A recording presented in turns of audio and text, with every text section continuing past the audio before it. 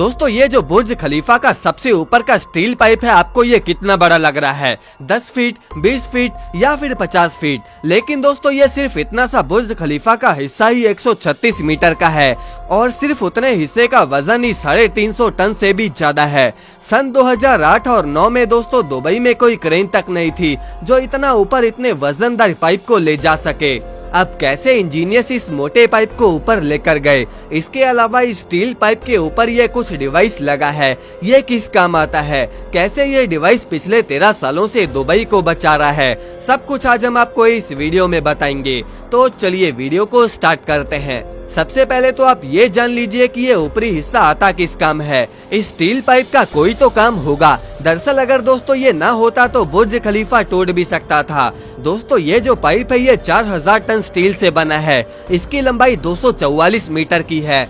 जानकारी के लिए बता दे कि स्टील पाइप के साइज के जितना कई देशों में तो बिल्डिंग भी नहीं होती। अगर ये पाइप न होता तो आज बुर्ज खलीफा 585 मीटर का ही होता। इसी हाइट तक दोस्तों पब्लिक जा सकती है और ये हाइट दोस्तों बुर्ज खलीफा में 154th फ्लोर तक है। इसके ऊपर से ही ये स्टील का पाइप है जिसमें 155th से लेकर 169th तक के फ्लोर्स हैं। बता दे कि ये फ्लोर रहने लायक नहीं है, यहाँ खतरा बहुत रहता है। तेज हवा जब चलती है तो ये ऊपरी हिस्सा 6 फीट तक इधर उधर होता है। दोस्तों ऊपरी हिस्से का इतना हिलना ये कोई इंजीनियर्स की गलती नहीं बल्कि ये बुर्ज खलीफा की खासियत है। दरअसल ये 200 किलोमीटर पर आवर की रफ्तार से चलने वाली हवाओं को ऊपरी हिस्सा एब्जॉर्ब करके बाकी के फ्लोर्स को एकदम सेफ रखता है। अमेरिकन इंजीनियर विलियम बेकर ने दरअसल ये डिजाइन बनाया था और इनके डिजाइन के मुताबिक ये हवाओं को रोकता ही नहीं बल्कि कंफ्यूज भी करता है।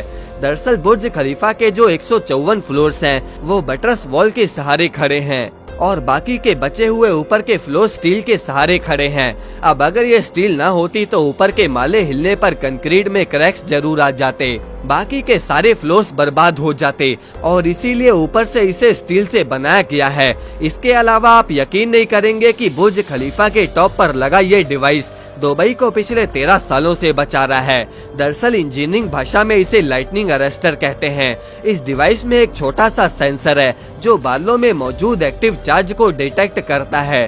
अब ये लाइटनिंग अरेस्टर इसका ऑपोजिट चार्ज जनरेट करके लाइटनिंग को अपनी तरफ खींच लेता है और इसके बाद स्टील की मोटी वायर्स के जरिए ये सारा करंट पूरी बिल्डिंग को बचाता हुआ नीचे धरती में चला जाता है। 18 से 20 बार इस डिवाइस ने बिजली से दुबई को बचाया है।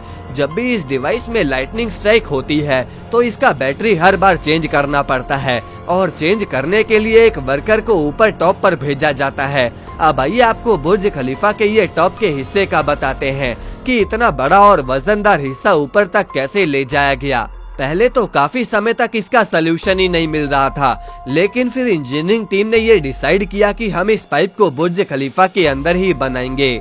उन्होंने छोटे छोटे हिस्सों में इस रॉड को बनाया और ऐसे एक एक हिस्सा इसका ऊपर ले जाया गया और इसके बाद जाकर इस स्टील के पाइप के पार्ट्स को ऊपर जाकर असेंबल किया गया।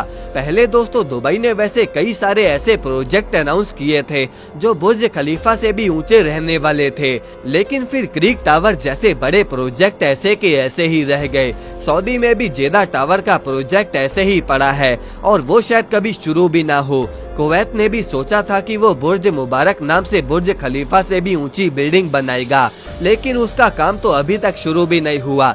दुबई में भी एक नखील टावर बनाने का फैसला हुआ था, लेकिन वो भी ऐसे का ऐसा ही पड़ा है। दोस्तों वैसे आपको क्या लगता है कि क्या कभी कोई बिल्डिंग बुर्ज खलीफा का रिकॉर्ड तोड़ पाएगी? कमेंट करके हमें जरूर बताएं और इस वीडियो को लाइक करके चैनल को सब्सक्राइब जरूर कर दें।